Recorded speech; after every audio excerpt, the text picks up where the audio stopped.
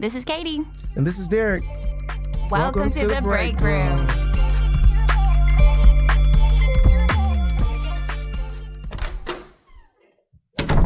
Hello, everyone. This is Katie Kinder with the break room. We are here with one of Moon Middle School's most favorite principals in the universe. I think that would depend on who you ask, but okay. Tell us your name. Tell us what you do. I am Alonzo Coles. I am the 6th grade assistant principal this year at FD Moon. I was supposed to be half of the 8th grade girls principal as well because we split that grade level, but that didn't really happen. Like my attention was fully on 6th grade, so I don't even really claim them, unfortunately. I don't claim them. I don't even want to take that away from the people that actually work with them. How was 6th grade? Did you dig it? 6th grade was awesome. Okay, you want me to go deep here or just wait till you ask? So this is my 13th year in education. I did all 12 of those years in elementary. So, and I really did 11 of those years at the same school. So I was at the same school for like 11 years. Then our school got changed into like an IT school and got new leadership, and it was just no longer for me. So I wanted to change. So I did another year at an elementary school, which really propelled me into an intern position as principal. So I moved schools again. Then this position came open. So I was like, well, do I really want to take that jump to middle school? I really, really debated, but I did.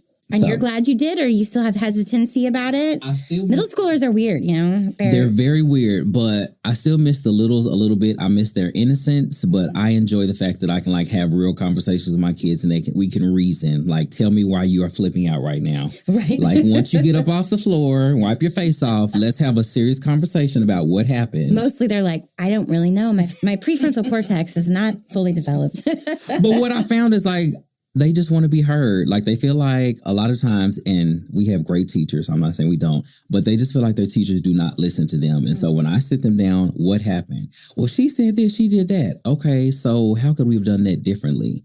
So do you think you want to go back and have a conversation with her, just like you're talking to me? Like, go back to her and say, you hurt my feelings, or this is what happened.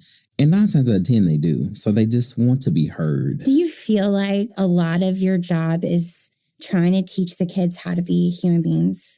Absolutely. Like, what percentage? It's got to be at least 96%. Yeah. That's a high. lot. Yeah. It's very high.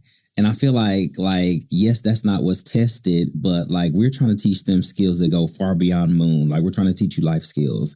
Like, why you shouldn't walk around with your pants hanging down. I don't want to see what color underwear you have on every day. I just had breakfast. I don't want to lose it. Yeah. Like, don't sit on the table in the cafeteria. We have to eat there. We don't want your butt juices on the table. I mean, I know they wipe it off, but it's like, no, don't do that. Why do you think that's acceptable? But the number one question I asked them is like, do you talk like this at home or do you do this at home? No. So then why do you do it at school? Really? That surprises me. Most of them say, no, I do not. I would not say that to my mom. I would not say that in front of my family. So why do you think it's okay to come to school and talk like that? Sure. And they can't answer that. I usually am like, would you say that in front of your grandma? And they're like, no. And I had a girl that was like, yeah, I would. I was like, let's call her up. She's like, no, please don't. She's like, no, please don't. Okay, so what's the hardest part? What is the hardest part about your job? I didn't answer your other question, but 6th grade has been awesome. I'm sorry. No, that's okay. I like a tangent. 6th grade has been awesome. Like, I feel like that was the perfect grade. I wasn't really sure about 5th grade because even though you would think, oh, he did elementary, he'd be great in 5th grade. But 5th grade in middle school is different than 5th grade in elementary school. I agree. Like, this is their first taste of freedom. So they are just completely wilding out like, oh, we're in middle school now. And it's like, 6th grade is almost like the sweet spot. Like, they're not quite babies. They kind of want to be grown with the 7th graders who are just complete disasters. Why is it that 7th grade is always the hardest grade? 7th grade in our building is the worst. I have not been in a building where 7th grade has not been a nightmare. It's the worst. And I have been doing this for 16 years. I think that's like the age where they're really like trying to decide who they want to be or something. And it's like purgatory. It's like purgatory of the teenage years. When they're in 7th grade, it's just like they don't want to be babies. You remember you in 7th grade. Did you feel that way in 7th grade? Let me think back. I was in middle school, 7th grade.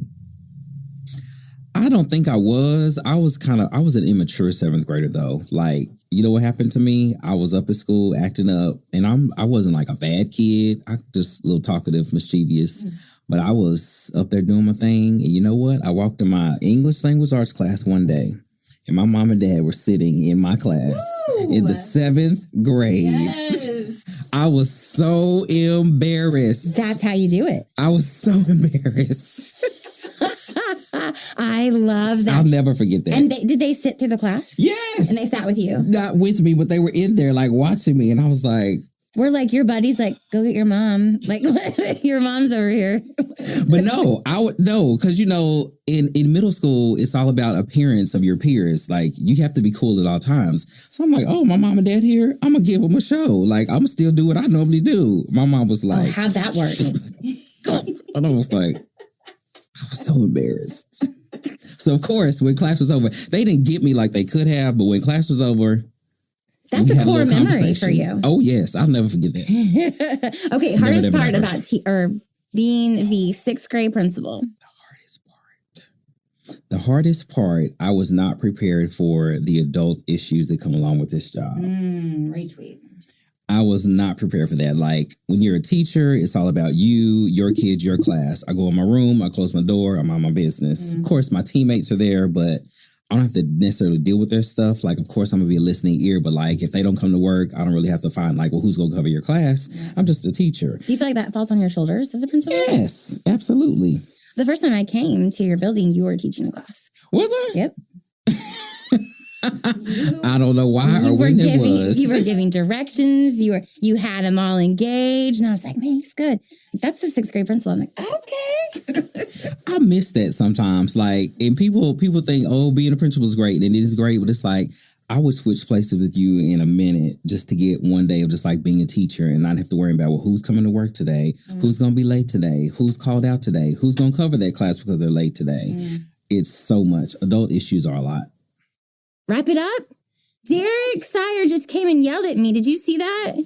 We just got started. Y'all been here for 10 minutes. We just been chopping it up. We're crashing. Come on in. Come on in. So cool. Isn't it so cool?